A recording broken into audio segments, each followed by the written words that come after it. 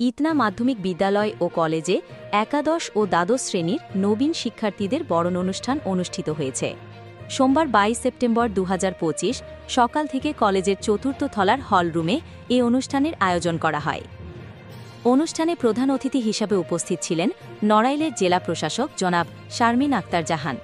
সভাপতিত্ব করেন জনাব সর্দার তানজির হোসেন। এছাড়াও উপস্থিত ছিলেন অতিরিক্ত জেলা প্রশাসক শিক্ষা ও আইসিটি আহসান মাহমুদ রাসেল, উপজেলা নির্বাহী অফিসার আবু রিয়াদ, স্থানীয় গণ্যমান্য ব্যক্তিবর্গ, গণমাধ্যম কর্মী, অভিভাবক, শিক্ষার্থীরা। অনুষ্ঠানটি সঞ্চালনা করেন ক্রীড়া শিক্ষক মনিরুজ্জামান। অনুষ্ঠানের শুরুতে পবিত্র কুরআন তেলাওয়াত ও গীতা পাঠ করা হয়। প্রধান অতিথিকে ফুল দিয়ে বরণ করে নেন ভারপ্রাপ্ত অধ্যক্ষ সঞ্জীব কুমার। অন্য অতিথিদেরও ফুল দিয়ে বরণ করা হয়। পরে অতিথিরা ফুল ও কলম দিয়ে নবীন শিক্ষার্থীদের বরণ করে নেন। শিক্ষার্থীরা বরণ সঙ্গীত ও যৌথ নৃত্য পরিবেশন করে অনুষ্ঠানকে প্রাণবন্ত করে তোলে। এই সময় জেলা প্রশাসক মেধাবৃত্তি পাওয়া শিক্ষার্থীদের হাতে চেক তুলে দেন। শিক্ষার্থীদের উদ্দেশ্যে তিনি ক্যারিয়ার গঠনে মনোযোগী হওয়ার পাশাপাশি শিক্ষার মানোন্নয়নে নানা দিক নির্দেশনা প্রদান করেন। অনুষ্ঠানে অতিরিক্ত জেলা প্রশাসক আহসান মাহমুদ রাসেল শিক্ষার্থীদের নামতা জিজ্ঞেস করলে তারা সন্তোষজনকভাবে উত্তর দিতে ব্যর্থ হয়। একইভাবে জেলা প্রশাসক শারমিন আক্তার জাহানও ইংরেজি বিষয়ে কিছু প্রশ্ন করলে শিক্ষার্থীরা সঠিকভাবে উত্তর দিতে পারেনি। এতে শিক্ষার্থীদের ইংরেজি অনুবাদ ও দক্ষতা নিয়ে কিছুটা সংশয় প্রকাশ করেন তিনি।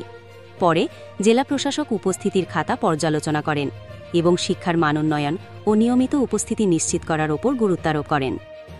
তিনি শিক্ষকদের প্রতি ক্লাস শুরুর আগে প্রস্তুতি নিয়ে পাঠদান করার পরামর্শ দেন। প্রয়োজনে শিক্ষক প্রশিক্ষণের ব্যবস্থাও নেওয়া হবে বলে জানান। এছাড়াও তিনি বিদ্যালয়ের শিক্ষকদের নিজ প্রতিষ্ঠানের শিক্ষার্থীদের প্রাইভেট পড়ানো থেকে বিরত থাকার নির্দেশ দেন এবং বলেন, বিদ্যালয়ের ক্লাসে শিক্ষার্থীরা যেন যথেষ্ট শিক্ষা লাভ করতে পারে, এজন্য আর প্রাইভেট পড়ানো নয়। শিক্ষার্থী, শিক্ষক, অভিভাবক ও অতিথিদের অংশগ্রহণে আয়োজিত এ বরণ অনুষ্ঠানে শিক্ষার মানোন্নয়ন, নিয়মিত পাঠদানে ও ক্যারিয়ার গঠনে সচেতন হওয়ার আহ্বান জানানো হয়। আমি আপনাদের এই ইংলিশ যারা পড়ায় আমি তাদের দৃষ্টি আকর্ষণ করে বলবো যে আপনারা ইংলিশ কেন প্রত্যেকটা সাবজেক্টে আপনারা যারা পড়ান শিক্ষকদের প্রতি আমি এর আগে একটু বলে নেই, আপনাদের রেজাল্ট দেখলাম আমি, সেখানে এবছর আপনাদের এখান থেকে 131 জন পরীক্ষা দিয়েছে, A+ পেয়েছে 6 জনের।